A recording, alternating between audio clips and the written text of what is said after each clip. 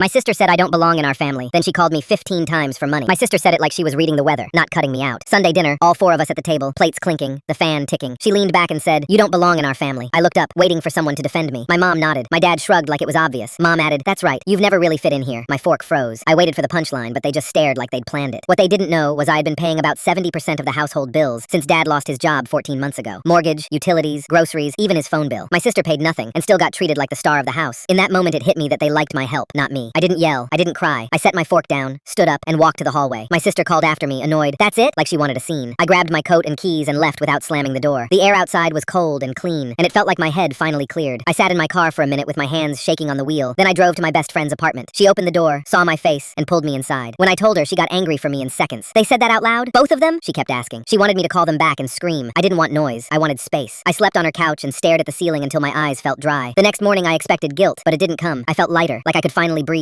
For 3 days, I barely thought about them. I picked up extra shifts. I ate cheap noodles with my friend at her tiny kitchen table. I scrolled studio listings and wrote down numbers. I even opened a new bank account so my paychecks were mine. I started packing a box at my friend's place. I moved through my day without that tight feeling in my chest. Then Tuesday hit. At 9 a.m., my phone buzzed with my sister's name. I let it ring out. 5 minutes later again, then again. Texts started piling up. "Pick up. This is important. I'm serious. Why aren't you answering?" By noon, I had 8 missed calls and a wall of messages that went from bossy to shaky. I was at work trying to focus, but my pocket kept vibrating. My manager gave me that look like, handle it or go home. When call number 15 came through, I stepped outside and answered. "What?" I said. My sister sounded panicked. "Oh my God, finally. I've been calling you all morning." I said, "I'm working. What do you want?" She rushed it out. "We're stuck in Miami. Someone broke into our rental car last night and stole everything. Luggage, wallets, passports, all of it. Mom's freaking out. We can't pay for a hotel. We can't fly home. You have to wire us money right now." I blinked. "Miami? Since when are you in Miami?" She snapped. "We booked a last-minute trip to celebrate. That doesn't matter. We need help." In the background, I could hear my mom crying, loud and messy, like she was trying to breathe through it. I asked, "Where's Dad?" My sister said, "He's dealing with the police, but they're not helping. Please. I know things have been weird, but your family." The word hit hard. I kept my voice calm on purpose. "Am I?" There was a pause, just crying and my sister breathing fast. My sister tried again, softer. "We didn't mean it like that." I let the silence sit for a second. 3 days ago, I said. "You told me I don't belong in our family." Mom nodded and agreed. Dad shrugged. "Remember?" She stammered.